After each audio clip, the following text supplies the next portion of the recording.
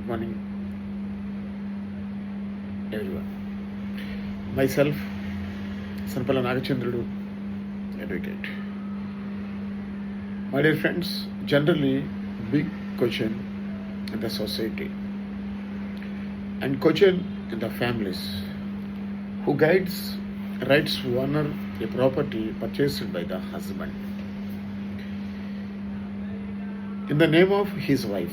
So recently, Allahabad High Court clearly state in the first appeal number 321 of 2023 is that a property purchased by a Hindu husband in the name of his homemaker it can be presumed to be a joint family property under the section 114 of Indian Evidence Act.